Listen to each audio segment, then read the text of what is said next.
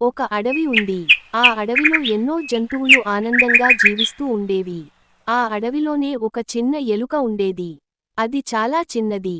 అందరూ దానిని చూసి నవ్వేవాళ్ళు. నీతో ఏమి ఉపయోగం? నీ వల్ల ఎవరికీ పని లేదు అని అనేవాళ్ళు. ఆ మాటలు విన్నప్పుడు ఎలుకకు బాధగా ఉండేది. కాని అది ఎప్పుడూ గొడవ పడలేదు. నిశ్శబ్దంగా తన పని తాను చేసుకుంటూ ఉండేది. ఆ అడవిలో ఒక పెద్ద ఏనుగు కూడా ఉండేది. ఏనుగు చాలా బలమైనది. తన బలం మీద చాలా గర్వం ఉండేది. నేనే ఈ అడవికి రాజు. నన్ను ఎవరు ఏమి చేయలేరు అని అనుకుంటూ ఉండేది. ఏనుగు ఎలుకను చూసినప్పుడు నవ్వుతూ అనేది, ఇంత చిన్నదానివి ఈ అడవిలో ఎందుకు ఉన్నావు? నువ్వు ఉండినా లేకపోయినా ఎవరికీ ఉపయోగం లేదు. ఎలుక ఆ మాటలు విని బాధపడింది. కాని ఏనుగుతో వాదించలేదు. తన మనసులో మాత్రం ఇలా అనుకుంది, ఒకరోజు నా విలువ ఎవరో ఒకరు తెలుసుకుంటారు. ఒకరోజు అడవిలో పెద్ద వేట జరుగుతోంది. వేటగాళ్లు వచ్చారు. వారు పెద్ద పెద్ద వలలు వేశారు. జంతువులన్నీ భయపడ్డాయి. ఇప్పుడు మనం ఏమి చేయాలి అని అన్నీ అటూ ఇటూ పరుగులు తీశాయి. ఆ సమయంలో ఏనుగు కూడా వేటగాళ్ల వలలో చిక్కుకుంది. ఎంత బలంగా లాగినా వల తెగలేదు.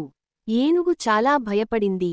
నేను ఇంత బలంగా ఉన్నా బయటపడలేకపోతున్నాను అని ఏడ్చింది. అడవిలోని జంతువులన్నీ దూరంగా నుంచే చూస్తున్నాయి. ఎవరికీ దగ్గరకు వెళ్లే ధైర్యం లేదు.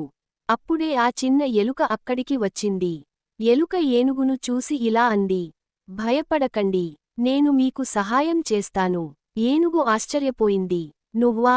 నువ్వు నన్ను ఎలా కాపాడతావు అని అడిగింది. ఎలుక శాంతంగా నవ్వి ఇలా అంది, మీ బలం మీకు సహాయం చేయలేకపోయింది. నా చిన్న దంతాలు మాత్రం ఉపయోగపడవచ్చు. ఎలుక వల దగ్గరకు వెళ్లి తన చిన్న దంతాలతో వలను కొరుకుతూ ఉండింది. ఒక్కొక్క తాడు తెగసాగింది. చాలా సమయం పట్టింది. కాని ఎలుక ఆగలేదు. చివరికి వల పూర్తిగా తెగిపోయింది. ఏనుగు బయటకు వచ్చింది. ఏనుగు కళ్లలో నీళ్లు తిరిగాయి. నువ్వు నిజంగా నాకు ప్రాణదాతవు అని ఎలుకకు కృతజ్ఞతలు చెప్పింది. అడవిలోని జంతువులన్నీ ఆశ్చర్యపోయాయి. చిన్న ఎలుక ఇంత గొప్ప పని చేసింది అని అనుకున్నాయి. ఏనుగు అందరి ముందు ఇలా అంది, ఈ రోజు నాకు ఒక గొప్ప పాఠం నేర్పించింది ఈ ఎలుక. పెద్దదా చిన్నదా అన్నది ముఖ్యం కాదు. ధైర్యం, సహాయం చేసే మనసు ముఖ్యం. ఆ రోజు నుంచి అడవిలో ఎవరు కూడా ఎలుకను తక్కువగా చూడలేదు. ఎలుకకు గౌరవం పెరిగింది. ఏనుగు కూడా తన గర్వాన్ని వదిలేసింది. ఎలుక మాత్రం మారలేదు. ముందులానే నిశ్శబ్దంగా, మంచిగా జీవించసాగింది. కథ నుంచి పాఠం: ఎవరినీ చిన్నచూపు చూడకూడదు. అవకాశం వచ్చినప్పుడు చిన్నవారే పెద్ద మార్పు తీసుకురాగలరు.